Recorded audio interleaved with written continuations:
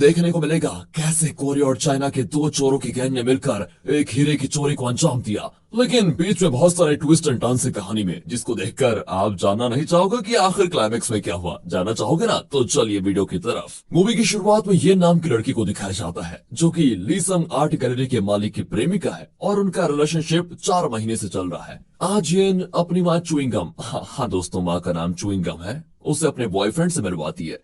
दरअसल बात यह है कि ये एक चोर है जिसका यहाँ से एक कीमती आर्टिफैक्ट को चुराने का मस्त प्लान बना हुआ है। और असल में च्युइंगम उसकी मां नहीं है, बल्कि उसी की टीम मेंबर है।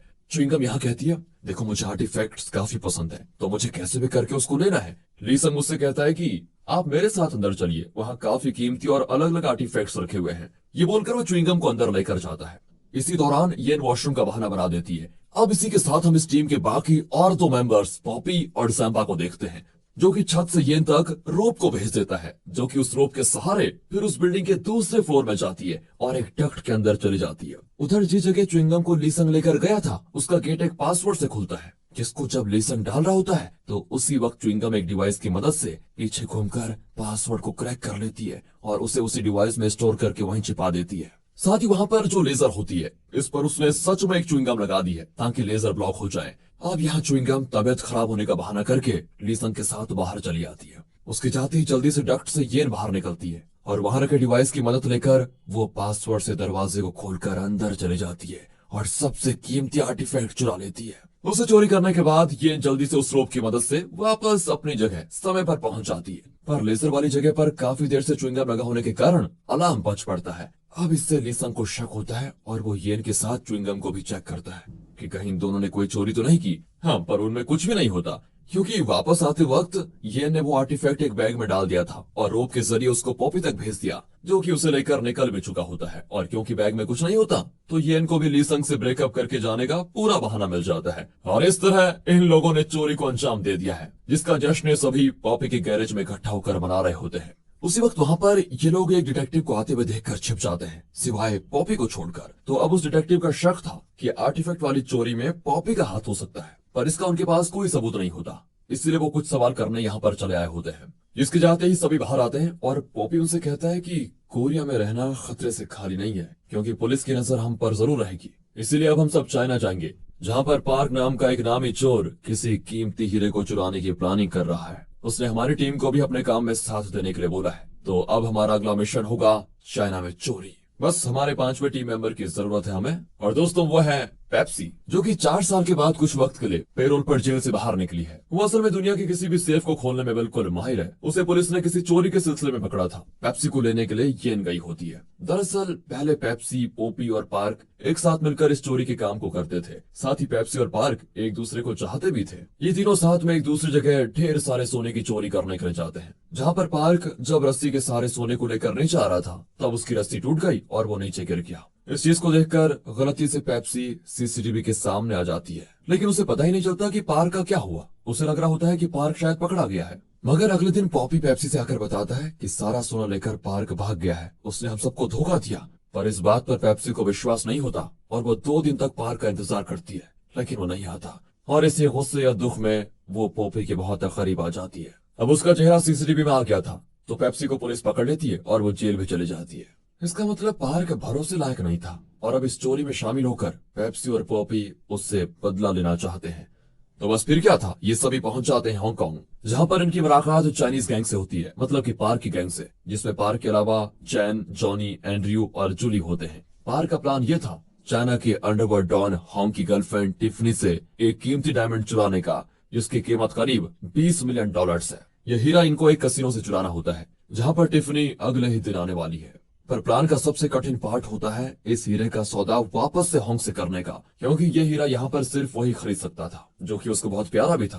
पर यहाँ पार्क कहता है कि इस चीज को मैं हैंडल कर लूंगा, तुम चिंता मत करो, बस तुम लोगों से मुझे उस हीरे को चुराने के लिए मदद चाहिए और कुछ भी नहीं। पार्क ने सब कुछ पहले से ही तय करके रखा होता है। यहाँ पर उसी वक्त टिफनी की सौतेली बहन आती है, जो कि इन सभी से बताती है उस हीरे को टिफनी अपने कमरे के 2 सेफ में से किसी एक में रखेगी, पर इतना कीमती हीरा वो कसिनो के वॉल्ट में रखेगी, ये इन सभी को पता होता है। इस पर टिफनी की बहन कहती है कि अगर हीरा वहाँ होगा तो तुम में से कोई भी उसको चुरा नहीं पाएगा। उस जगह की सिक्योरिटी काफी ज्यादा है और टिफनी को मुझसे बेहतर कोई नहीं जानता। यानी कि स्टोरी में टिफनी की बहन पार्क का साथ दे रही होती है। और यहाँ पर हम एक और चीज देखते हैं कि पार्क के लेटर में जूली ने एक ट्रांसमीटर लगा दिया है, वो भी चुपके से। असल में जूली एक अंडरकवर एजेंट है जो होंग को पकड़ने के लिए इन लोगों का साथ दे रही है। आगे टिफनी की बहन बताती है कि अगर कोई गड़बड़ी हुई तो पुलिस को आने में 10 मिनट का समय लगेगा। इसी दौरान तुम्हें इस चोरी को अंजाम देना होगा। अब इस चोरी में खतरा तो होता है, लेकिन इनकी रकम बहुत ज्यादा होती है, इसलिए सभी चोरी के लिए राजी हो जाते हैं। हालांकि जैसा कि हम जानते हैं, पॉपी और पेप्सी का कुछ और ही प्लान होता है, मतलब वही प्लान पार्क को धोखा देने वाला। तो वो उस हीरे से मिलते जुलते हुए एक नकली हीरे को बनवाने का ऑर्डर दे देते हैं, ताकि ऐन वक्त पर ये उस हीरे को बदलकर वहां से असली हीरा निकल कर ले जा ले। इस दौरान इनकी ये बातें येन भी सुन रही होती है। अगले दिन सभी अपने अपने काम पर लग जाते हैं, जहां चैन और च्युइंगम एक कपल बनकर कसिनो में दाखिल होते हैं और टिफनी के साथ बाकी सभी लोगों से जान पहचान बढ़ाते हैं।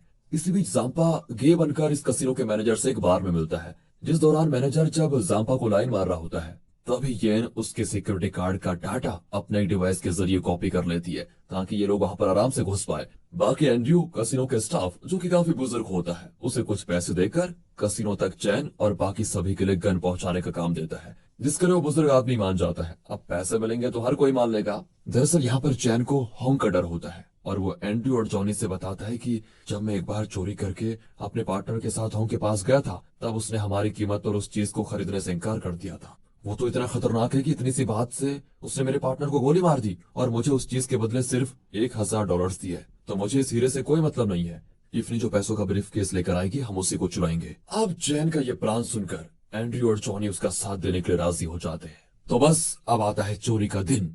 सबसे पहले चैन और च्युइंगम कसिनो में जाते हैं, टिफनी के साथ वहां पर जुआ खेलने लग जाते हैं। उसी दौरान दूसरी तरफ जाम्पा की मदद से येन रस्सी के जरिए टिफनी के कमरे में दाखिल होती है और फिर वो बाहर खड़े पॉपी, पेप्सी और जूली के लिए दरवाजा खोलती है, जिन्होंने वहां पर बैठे हुए गार्ड को बेहोश कर दिया होता है। अब जूली और पेप्सी मिलकर दोनों सेफ को खोलने में लग जाती हैं। उसी दौरान वो बुजुर्ग आदमी एंड्रयू के कहे अनुसार गन्स को कसिनो में पहुंचा देता है। बाकी जॉनी और एंड्रयू ने कंट्रोल रूम में सभी को गन पॉइंट पर ले लिया होता है। अब कंट्रोल रूम से जब कोई संपर्क नहीं हो पाता तो कसिनो स्टाफ पुलिस को कॉल कर देते हैं। उसी के साथ चैन ने भी टिफनी का ब्रीफ केस ले लिया होता है। बाकी इस तरफ दोनों ही सेफ बारी बारी खोलते हैं और उनमें से किसी में भी हीरा नहीं होता, बल्कि हीरा तो कसिनो के वॉल्ट रूम में ही होता है, जिसे उसी बुजुर्ग आदमी ने इन सब चीजों का फायदा उठाकर चुरा लिया होता है। और यहाँ हम समझ पाते हैं कि ये बुजुर्ग आदमी कोई और नहीं, पार्क ही था। असल में जिस आदमी को एंड्रयू ने पैसे दिए थे, उसी का रूप रखकर पार्क यहाँ पर दाखिल हुआ था। वो शुरू से जानता था कि हीरा कहाँ पर है और इन लोगों को उसने सिर्फ सभी का ध्यान भटकाने के लिए इस्तेमाल किया। टिफनी की जो बहन थी वो भी असल में कोई और ही थी। वो पार्क से मिली हुई थी। उसने जानबूझकर सभी का ध्यान टिफनी के रूम की तरफ रखा। बाकी असल में टिफनी की तो कोई बहन थी ही नहीं, बल्कि इसका नाम तो किम होता है। अब कसिनो को पुलिस ने चारों तरफ से घेर लिया होता है। तभी पार्क सबको मैसेज करता है कि हीरे को भूलकर अपनी जान बचाओ और तुरंत निकलो। तो बस फिर क्या था, एक कार में चैन और च्युइंगम साथ में भागने की कोशिश करते हैं, लेकिन उनका एक्सीडेंट हो जाता है और दोनों मारे जाते हैं। बाकी ये इनको पुलिस पकड़ने वाली होती है, लेकिन सही समय पर जाम्पा ने खुद को पुलिस के हवाले कर दिया होता है और इस तरह उसे बचा लेता है। बाकी रही बात एंड्रयू, पॉपी और पेप्सी की, वो लोग भी पकड़े जाते हैं और इन सब के बीच पार्क बड़े आराम से हीरे के साथ इन सबको धोखा देकर निकल जाता है। अब जिस गाड़ी में पुलिस एंड्रयू, पॉपी और पेप्सी को ले जा रहे थे, तभी एंड्रयू उन पुलिस वालों से लड़ने लग जाता है और पुलिस की गाड़ी पानी में चली जाती है, जिस कारण एंड्रयू और पॉपी आजाद होकर आराम से निकल जाते हैं। लेकिन हथकड़ी लगी होने के कारण पेप्सी पानी में डूबने लग जाती है। बाकी पुलिस वाले एंड्रयू और पॉपी के पीछे चले जाते हैं। तभी यहाँ पर पेप्सी को बचाने के लिए पार्क आता है। अब यहाँ हुआ क्या, ये मैं आपको बाद में बताऊंगा। बस इतना समझ लीजिए कि पार्क ने यहाँ पेप्सी की जान बचा ली थी। तो अब सिर्फ एंड्रयू, पॉपी, पेप्सी और ये नहीं बच पाए थे। इनके अलावा पार्क तो भाग ही चुका था। बाकी जूली तो पकड़ी नहीं गई थी, पर इन सभी को लग रहा था कि वो भाग चुकी है। इसके अलावा जो 4 और लोग थे, उनमें से 2 मारे गए और 2 पकड़े गए। बाकी जूली की बात करें तो हम जानते हैं कि वो तो एक अंडरकवर कॉप थी। अब पेप्सी पॉपी से जब मिलती है तो सबसे पहले उसको एक जोरदार मुक्का मारती है, क्योंकि वो उसको छोड़कर भाग रहा था। फिर अब इन्हें पार्क के बारे में पता करना था, तो ये लोग किम को पकड़ लेते हैं, जो इन लोगों से बताती है कि पार्क ने मुझे मेरे पैसे दे दिए थे। बाकी मुझे नहीं पता कि वो क्या करने वाला है, कहाँ गया। बस इतना पता है कि वो कल बुसान के एक होटल में होंग से मीटिंग करके हीरे का सौदा करेगा। अब इसमें उसकी कोई चाल है तो मैं कुछ नहीं कर सकती। तो पेप्सी अब किम से कहती है कि तुम उस दिन पार्क से मिलने उसी होटल में जाओगी और तुम्हारी बातें हम सभी लोग माइक के जरिए सुनेंगे। तो बस फिर क्या था, अब पार्क को दिखाते हैं, जो यहाँ मीटिंग के लिए बुसान के उसी होटल में पहुंच जाता है। अब पार्क के पास लाइटर में ट्रांसमीटर था, तो जूली ने भी पूरी फोर्स के साथ उस पर नजर बनाई हुई थी, जिस बारे में पार्क को पता था, पर वो कुछ नहीं करता। वो सबसे पहले किम से मिलता है, जिस दौरान उसकी बातों को पॉपी, पेप्सी, येन और एंड्रयू भी सुन सकते थे। उसी बीच येन और पेप्सी पार्क के कमरे में घुसकर उस हीरे को ढूंढ रही होती है। इसी दौरान किम पार्क से पूछती है कि तुमने पेप्सी को धोखा क्यों दिया। अब पार्क बताता है कि आखिर जब वो सोने वाली चोरी हो रही थी तो हुआ क्या था। पोपी ने सोने के लालच और साथ ही पेप्सी को पाने के लिए रस्सी को काट दिया था और मैं गिरकर घायल हो गया। अब सोना मेरे पास था तो पुलिस की वजह से मैं निकल गया, क्योंकि पोपी पहले से ही पेप्सी के साथ भाग चुका था। उसे लग रहा था कि सोना पेप्सी के पास होगा, लेकिन सोना मेरे पास था और मैं निकल गया। रही बात पेप्सी की, तो पोपी उसे चाहता था, तो इन दोनों कारणों की वजह से ही पोपी ने यह सब कुछ किया। बाकी अब पता चलता है कि जब 3 दिन के बाद पार्क सोने के साथ वापस आया तो उसने देखा कि पोपी और पेप्सी काफी करीब आ चुके हैं, तो वो वापस लौट गया और अगले दिन पेप्सी पकड़ी गई। और जब पार्क ने पेप्सी को डूबने से बचाया तब पेप्सी ने उससे पूछा था कि तुमने मुझे धोखा क्यों दिया, 4 साल में एक भी बार जेल में मुझसे मिलने नहीं आए तुम। तो उस दौरान पार्क समझ गया कि पेप्सी इन सबसे अनजान थी, इसलिए उसने पेप्सी से उस वक्त कहा कि तुम्हें वक्त पर सारे जवाब मिल जाएंगे और साथ ही उसको एक चाबी भी दी। तो अब पूरी सच्चाई सामने आने के बाद पेप्सी के पूछने पर पोपी कह देता है कि हाँ, ये सब मैंने ही किया था। यहाँ पेप्सी को हीरा कमरे में दिख गया था जो कि ऊपर झूमर में था, पर इस पल से ही वो इस प्लान से बाहर हो गई थी। वो चुपचाप बाहर निकल जाती है। उधर इसके बाद होटल को जूली की बुलाई फोर्स ने घेर लिया होता है, क्योंकि यहाँ होंग अपने हथियारों से लैस आदमियों के साथ आ चुका था। साथ ही पार्क को भी पता होता है कि किम ने माइक लगाया हुआ है, तो वो उस माइक को निकालकर पोपी से कहता है, मुझे पता है कि तू ये सुन रहा है। और फिर कमरे में होंग और पार्क के पहुंचने से पहले येन को वो हीरा मिल जाता है, जिसे वो पेप्सी के दिए हुए नकली हीरे से बदल देती है। साथ ही वो जल्दी से वहां पर छिप भी जाती है। अब होंग पार्क से पूछता है कि तुमने इस सौदे के लिए ये कमरा ही क्यों चुना। फिर पार्क रिवील करता है, कुछ सालों पहले अंकल चैन के साथ एक और आदमी आपसे इस हीरे का सौदा करने आया था। उस वक्त वहां पर एक और चोर यानी मैं भी मौजूद था। मैं बेड के नीचे छुपा हुआ था। वो डील भी इसी कमरे में हुई थी। आपने चैन के दोस्त को मारकर चैन से हीरा $1000 में ले लिया था, और जिसे तुमने मारा था वो मेरे ही पिता थे। यानी कि ये चोरी असल में पार्क ने अपने पिता की मौत का बदला लेने के लिए की। वो होंग से कहता है कि इस होटल को चाइना और कोरिया के स्पेशल फोर्स ने चारों तरफ से घेर लिया है, तुम्हारा बच पाना अब नामुमकिन है। इतना कहकर पार्क रस्सी के सहारे खिड़की से कूद कर चला जाता है और उस पर होंग के आदमी फायरिंग शुरू कर देते हैं। फायरिंग की आवाज को सुनकर पुलिस भी अंदर आ जाती है। इधर येन किसी तरह पोपी से मिलती है और उसे हीरा दे देती है, जो इस गोलीबारी के बीच होटल से हीरा मिलते ही भागने लगता है, जिसके पीछे एंड्रयू भी था। रास्ते में पोपी का एक एक्सीडेंट हो जाता है और जो हीरा उसने लिया था वो नकली होने के कारण टूट जाता है। ये ने जब पेप्सी और पोपी की हीरा बदलने वाली बात को सुना तो उसने भी एक नकली हीरे का ऑर्डर दे दिया था और वही हीरा उसने पोपी को दे दिया और खुद वो बड़ी चालाकी से एक पुलिस वाले की मदद से असली हीरे के साथ निकल जाती है। और ये सारी चीज ये ने अपने भोले चेहरे का इस्तेमाल करके की थी। फिलहाल पार्क भी होंग के आदमियों को चकमा देकर पुलिस की गाड़ी को लेकर निकल गया होता है और इसके पीछे अभी भी जूली लगी थी। उधर रात के वक्त जब पेप्सी पोपी की बताई जगह पर आती है तो उसको वहां पर एक कार मिलती है। यहाँ उस कार की डिक्की को पेप्सी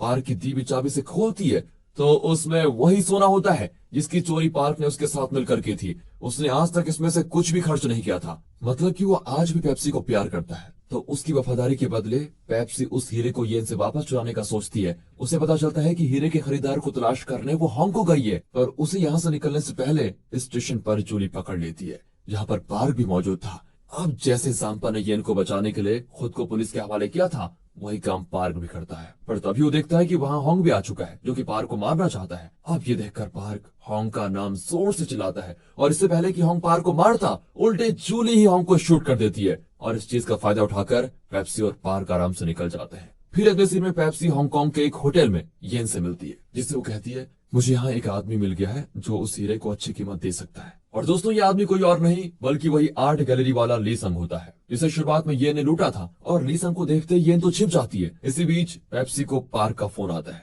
जो उससे बताता है कि मैंने येन के रूम से उस हीरे को चुराकर अपनी आखिरी चोरी को अंजाम दे दिया है और इसी की कीमत के लिए पेप्सी ने ली संग से बात भी कर ली थी। तो यहाँ आखिर में पार्क को उसका प्यार मिल ही जाता है, वो अपना बदला भी ले लेता है और हीरा भी उसका हो जाता है। तो इसी के साथ दोस्तों, ये चाइना थ्रिलर मूवी यहाँ पर खत्म होती है। बाकी अगर आपको वीडियो अच्छी लगी हो, एक्सप्लेनेशन अच्छा लगा हो, तो लाइक कीजिए और चैनल को सब्सक्राइब। मिलते हैं ऐसी मजेदार मूवीज के साथ, तब तक के लिए गुड बाय। ख्याल रखिए अपना, सबसे जरूरी है पता आपको। And finally, thanks for watching.